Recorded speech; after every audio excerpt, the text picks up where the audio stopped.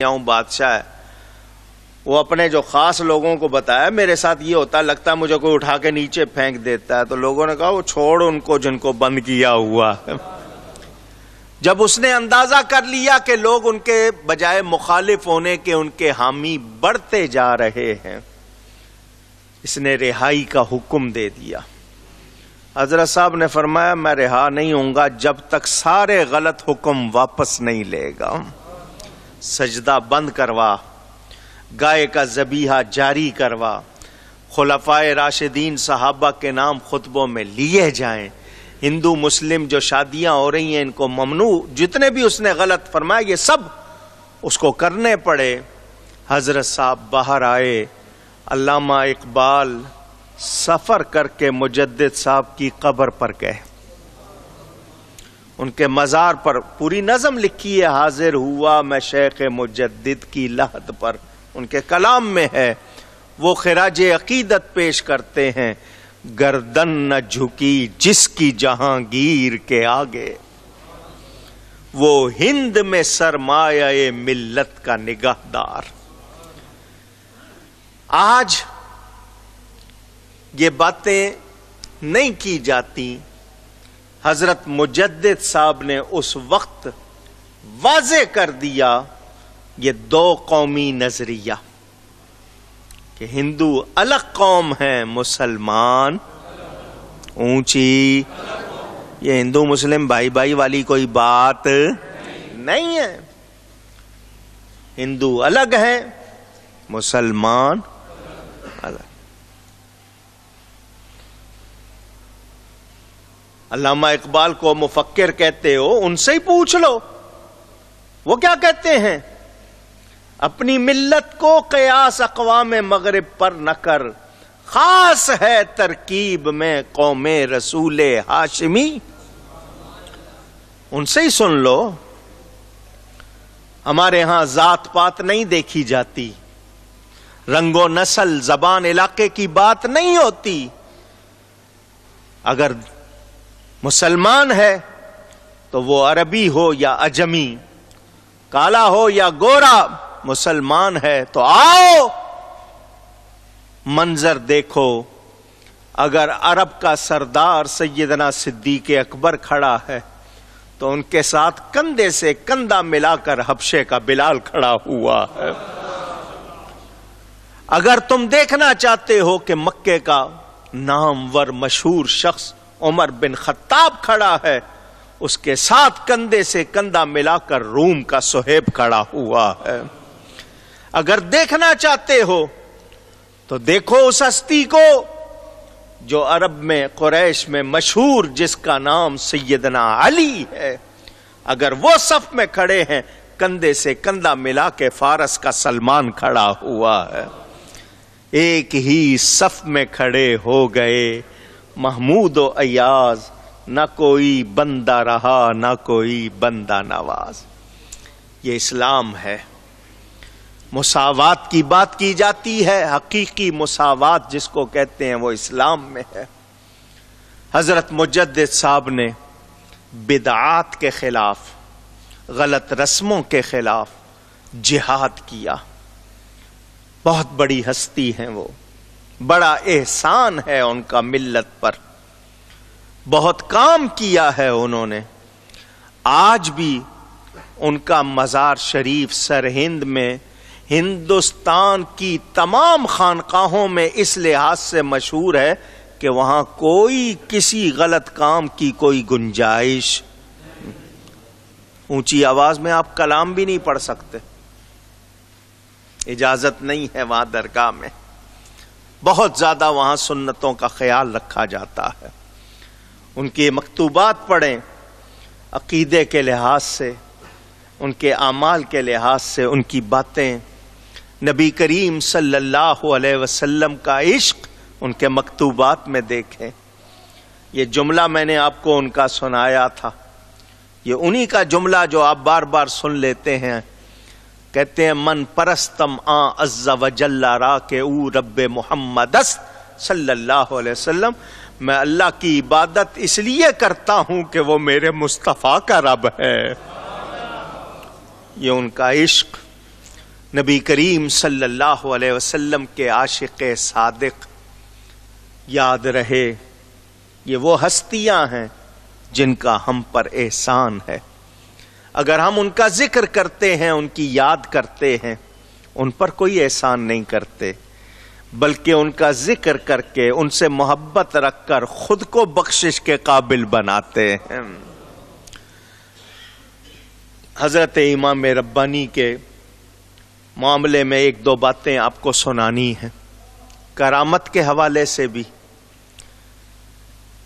میں نے آپ کو شاید یہ بات کئی مرتبہ سنائی ہوگی. آپ کے دو بیٹے تھے، حضرت خواجہ محمد سعید اور حضرت خواجہ محمد معصوم. ایک بیٹا 5 سال کی عمر ہوگی، 5 زیادہ سے زیادہ. باپ مسجد جا رہا ہے، بچہ مچل گیا، میں ساتھ جاؤں گا. لے لیا، جہاں لوگ دروازے میں جوتیاں اتارتے ہیں وہاں بٹھا دیا. چھوٹے بچے کو اندر لانا کہ یہ آپ تو پیمپر پہنا دیتے ہیں کہ جی پیمپر میں اگر وہ کچھ گڑبڑ کر بھی دے گا تو نکلے گا نہیں، کر تو دے گا نا. تو پیمپر پہنا کے مسجد میں لانے کی اجازت نہیں ہے. بچے کا لائیں، چھوٹے بچوں کو ضرور مسجد جو اتنا لاتے ہیں 7 سال کی عمر سے لائیں، لیکن ان کو مسجد کے آداب بھی سکھائیں. یہ نہ سمجھیں کہ ہم نے کپڑے پہنا دیے ہیں تو اگر پیشاب کرے گا تو نہیں نکلے گا، لیکن کرے گا تو مسجد میں نا. یہ تو بات کا خیال رکھنا پڑے گا.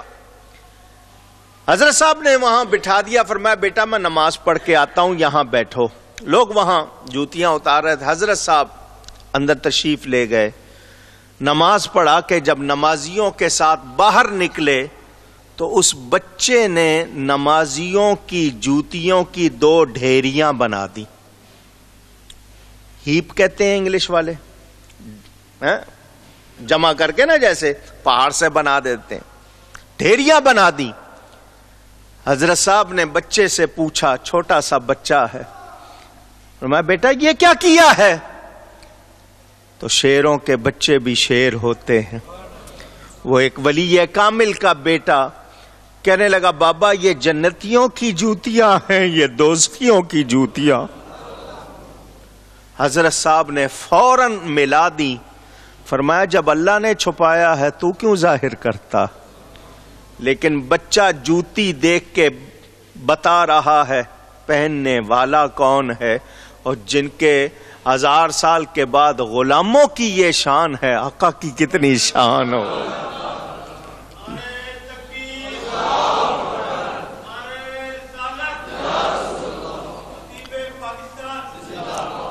کتاب کا نام تبلیغی نصاب، جس کو نام بدل کر فضائل اعمال رکھ دیا. یہ جو بستر لوٹا پارٹی پڑھتی ہے وہ کتاب اٹھاؤ. اس کتاب میں یہ بات موجود، ہمارے امام اعظم، امام الائمہ، اماموں کے امام، سراج الامہ، امت کے لیے ایسے جیسے آفتاب، حضرت سیدنا نعمان بن ثابت، امام اعظم ابو حنیفہ رضی اللہ تعالی. یہ بات اس کتاب میں لکھی ہوئی ہے.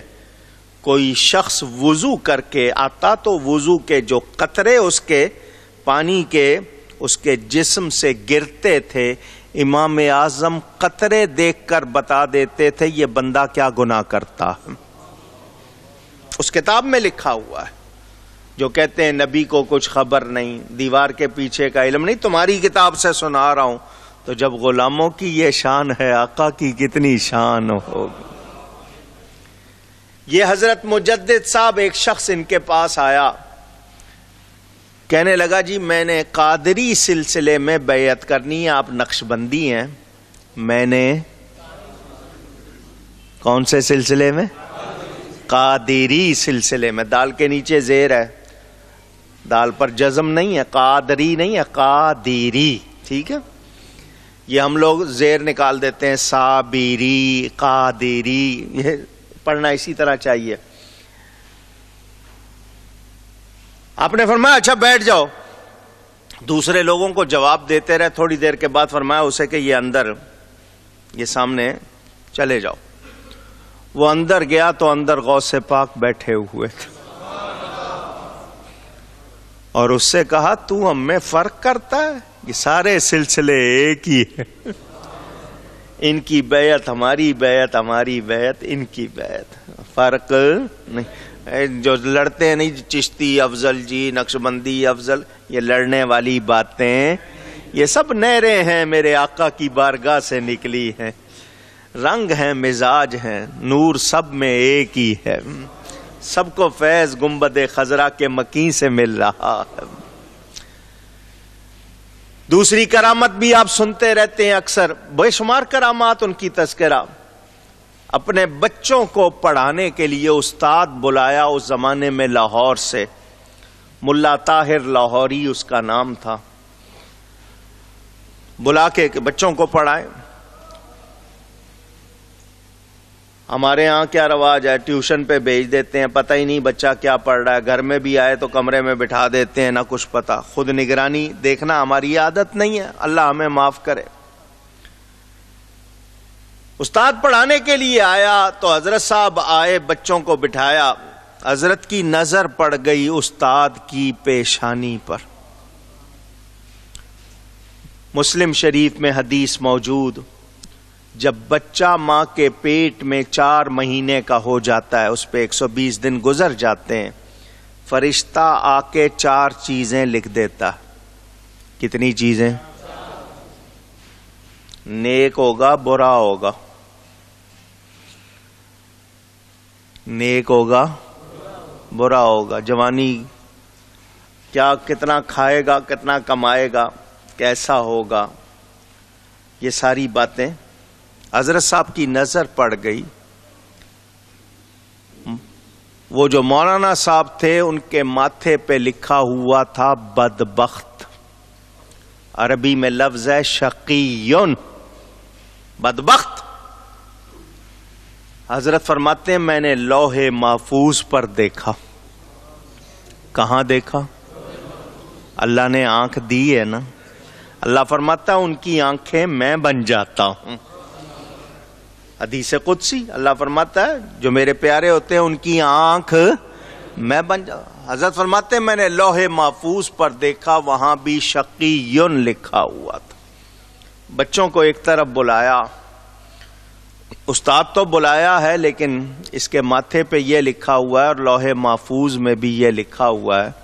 تو بدبخت سے پڑھنا، آواز، پیغام دیا اس لیے کہلوایا آپ سے. بدبخت سے پڑھنا نہیں چاہیے. تو بچوں یہ شقی ہے، بدبخت ہے. استاد بدل دیتے ہیں، کوئی اور استاد بلا لیتے ہیں، تمہارا استاد بدل دیتے ہیں. اس سے نہیں پڑھنا چاہیے. بچے مجدد صاحب کے تھے، بچوں کے منہ سے بڑی اچھی بات نکل گئی. کبھی کبھی یہ بھی کرم کے سلسلے ہیں، ایسے ہی نہیں آپ سمجھیں کہ ہم نے کہہ دیا، یہ بھی کرم ہوتا ہے. تو بچوں نے کہا بابا آپ کے پاس آیا ہے، یہاں آ کے بھی بدبخت رہے گا. استاد نہ بدلو، اس کی قسمت بدل دو.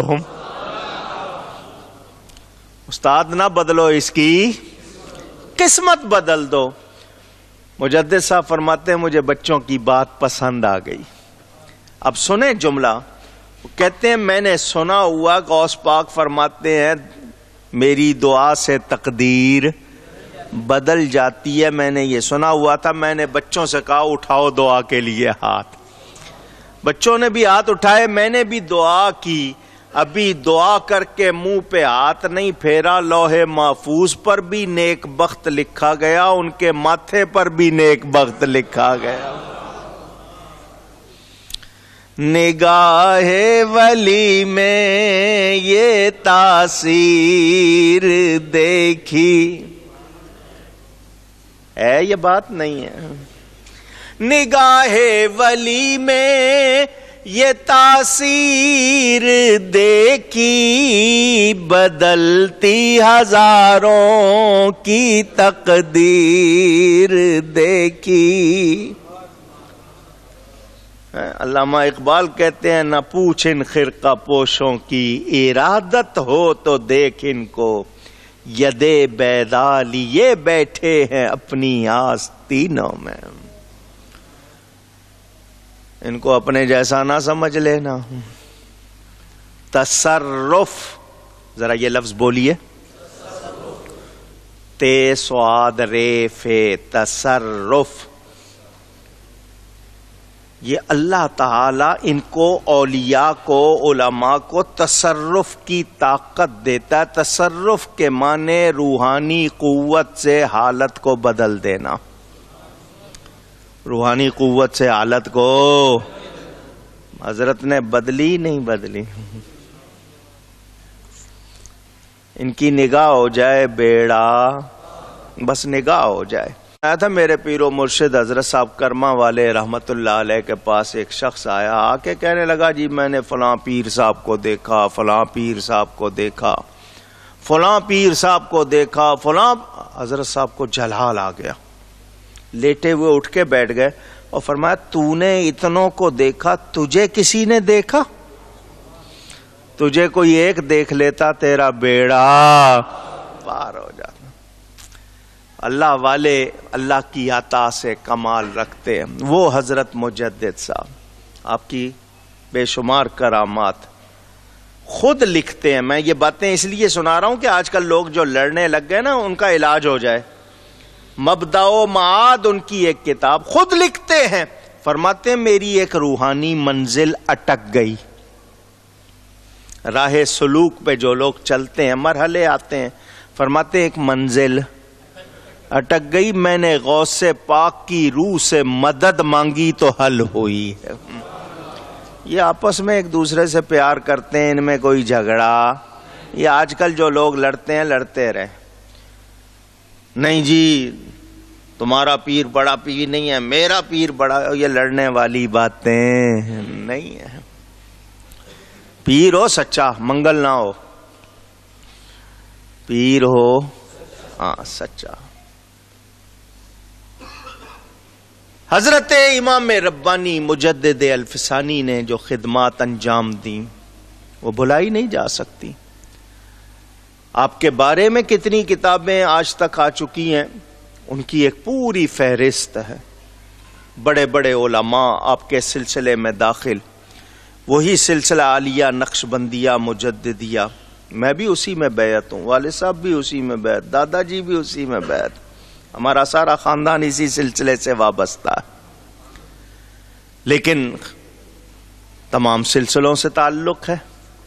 بیعت نقشبندی سلسلے میں ہے لیکن تعلق سب سے ہے. 4 پیر 14 خانوادے, سب سے تعلق, سب سے محبت ہے. اور الحمدللہ سب کا فیضان ہے. مجھے عادت نہیں ہے نہ تعلی کو اپنے آپ کو بڑھا کے پیش کرنا یا کوئی ایسی بات کرنا کہ جی اپنی بات ثابت ہو. میں اس لیے چھپاتا رہتا ہوں, بیان نہیں کرتا. لیکن کتنا فیضان, مثلا نقشبندی ہوں, حضرت بابا فرید گنج شکر چشتی ہے, داتا صاحب جنیدی سلسلہ جو آگے چل کے قادری جنیدی سلسلے کے ہیں, مگر میں نقشبندی ہوں تو میں وہاں جاؤں تو کیا مجھے فیض نہیں ملے گا؟ مجھے بابا صاحب نے کتنا نوازا ہے میرے دل سے پوچھو. داتا صاحب سے کتنی مجھے مہربانیاں ملی ہیں. 20 برس بلا ناغہ میں عرس شریف میں جاتا رہا, ساری رات کھڑا رہتا تھا. اب وہ ہمت نہیں رہی, لیکن جب بھی جاتا ہوں حاضری دیتا ہوں, ان کی مہربانیاں. تو یہ اللہ والے اس سلسلوں کی جنگ میں پڑھتے نہیں کہ یہ کون ہے, سب ایک, سب ایک. آپ میں سے بھی اگر کوئی لڑتا ہے تو وہ اچھا نہیں کرتا. حضرت امام ربانی نے بنیاد رکھ دی. وہ جو دین الہی کی سازش تھی اکبر اور جہانگیر کی, اس کو ختم کر دیا. جہانگیر آخر وقت تک ڈرتا رہا مجدد صاحب سے کہ دوبارہ کہیں پھر میرے بارے میں کوئی کاروائی نہ ہو جائے، لیکن جہانگیر کے مقبرے پہ تو جاتا کوئی نہیں، مجدد صاحب کے لیے تو قافلے جا رہے، دنیا میں ان کا دن منایا جاتا ہے۔ وہی سلسلہ ہندوستان میں چلتا رہا۔ پھر ایک وقت آیا کہ انگریز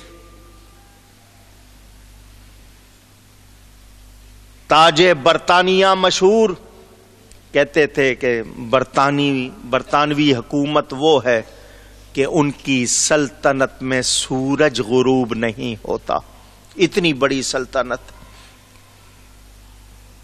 انہوں نے ہندوستان پر قبضہ کرنے کے خواب دیکھے، تجارت کے بہانے داخل ہوئے۔ یہاں آ کر انہوں نے مسلمانوں کو دیکھا، ہندوؤں کو بھی دیکھا، جتنے لوگ رہتے ہیں۔ حکومت 800 برس سے زیادہ مسلمانوں نے کی۔ انہوں نے کہا ان مسلمانوں کو کیسے توڑا جائے، کیسے کمزور کیا جائے۔ سروے کیا، پوری تاریخ موجود ہے، سنتے رہتے ہیں آپ۔ نچوڑ نکالا کہ مسلمانوں میں دو باتیں ایسی ہیں، جب تک یہ مسلمانوں میں رہیں گی ان کو تم کمزور کر سکتے نہیں، ان پر قابو پا سکتے نہیں۔ کیا ہے؟ ایک جذبہ جہاد ہے۔ یہ موت کو زندگی سمجھتا ہے۔ لوگ موت سے ڈرتے ہیں، یہ موت سے پیار کرتا ہے۔ تو جو قوم موت سے پیار کرتی ہو اس پر کون فتح پا سکتا ہے؟ یہ اللہ کی راہ میں جان دینے کو کامیابی سمجھتے ہیں۔ دوسری بات، اس قوم میں عشق رسول ہے، اپنے نبی سے پیار کرتے، ان کی نسبتوں سے پیار کرتے ہیں، ان کا نام چومتے ہیں، جان لٹاتے ہیں ان پر۔ یہ دو چیزیں جب تک رہیں گی تم ان پر قابو نہیں پا سکتے۔ یہ نچوڑ نکالا، برسوں انہوں نے کام کیا۔ اچھا جی نچوڑ نکل گیا، اب یہ ہے کہ ان دونوں پر کیسے کام کیا جائے، یہ دونوں مسلمانوں سے کیسے ختم کی جائیں۔ دوسرا کمیشن آیا، اس نے جناب سارا جائزہ لے کر کہا کہ یہ کام پیر اور مولوی کر سکتے ہیں۔